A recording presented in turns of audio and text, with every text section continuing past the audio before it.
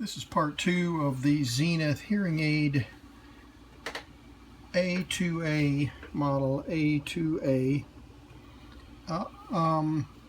refurbish.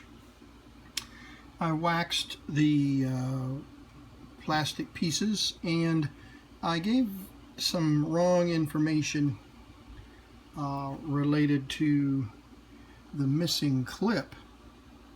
I thought that it was supposed to be a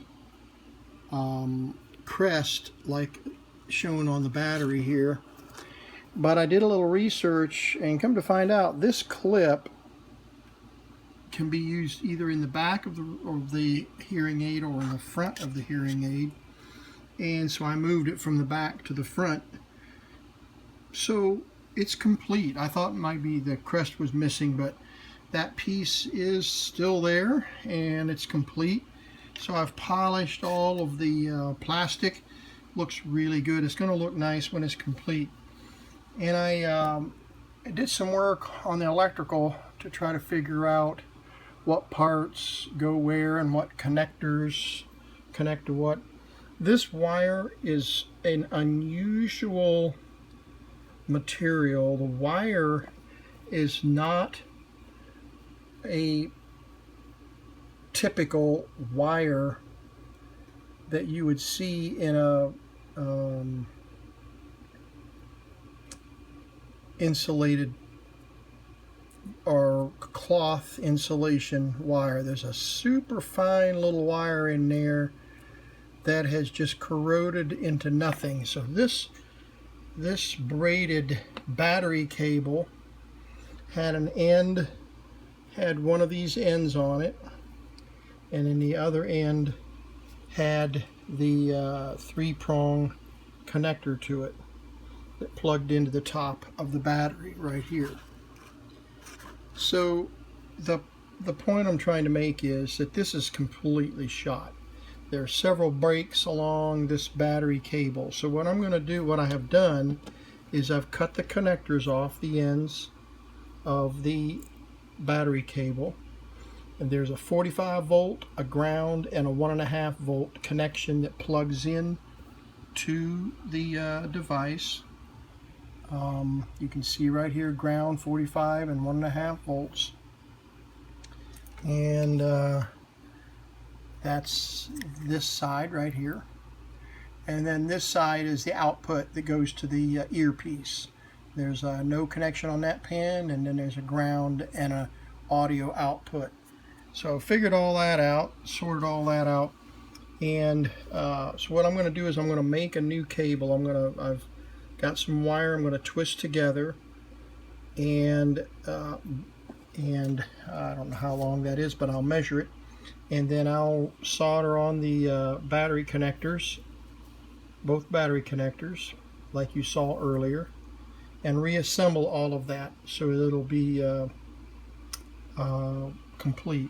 I tested the earpiece on the bench and it does work. I put an audio signal into the jack here and I could hear it into the earpiece, so that's good.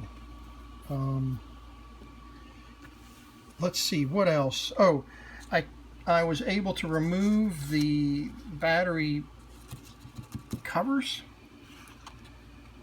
and this is all epoxy glued batteries stuffed together, and then I scanned them and printed on the color printer both battery packs covers. I can get, there's the other one, and so I can create new battery packs for it. What I'll do is on this battery right here, this is a 45 volt battery, and if I take five 9 volt batteries and stack them, see, it's the same size, same dimensions as this battery pack exactly, and I can take 5 of those batteries and stack them and then connect them all together in series to come up with 45 volts for the necessary battery pack. These battery packs haven't been available for many years, and so I wanted to have the original setup, and I'm going to glue all that back together like the original, and then I'll use this, print this on cardstock, print this scan on cardstock, and be able to wrap up 5 of these 9-volt batteries to make this pack. Let's see, I'm gonna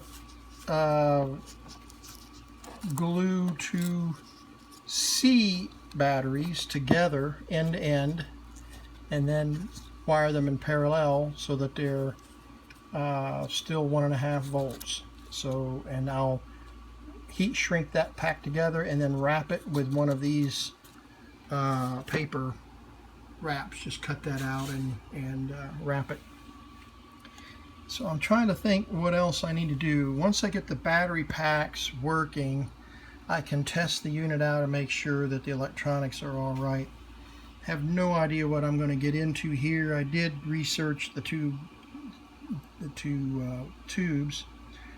This is a oh, I'm sorry, got off camera there. This is a 511X, and then this one is a 1L4, a 1L4. So I tested the all the switches. I cleaned those all up, as you can see, and I cleaned them up electrically with deoxit, and then tested all the electrical connections. When I turned the switch on, the filament connections are energized, and the 45 volt circuit is energized. So we'll just see. We'll see. Also, one other thing, I didn't know what this multi-connector switch was. I did say there were numbers there, and there they are right here. This is a tone control. Tone control. So, one more piece of information I found in my research is that this was manufactured in 1942. This is the first portable Zenith hearing aid that Zenith made, and apparently their previous model, previous to 1942, was a tabletop model, and I have no idea what that looked like, but it's just interesting to note that this was manufactured in 1942, and the components, our age of the components are consistent with that era. So we'll see how it all works, or if it works, once we get it all wired up with the new battery packs. And so that will be part 3. But I wanted to keep you up to speed with how the restoration of the Zenith hearing aid is going.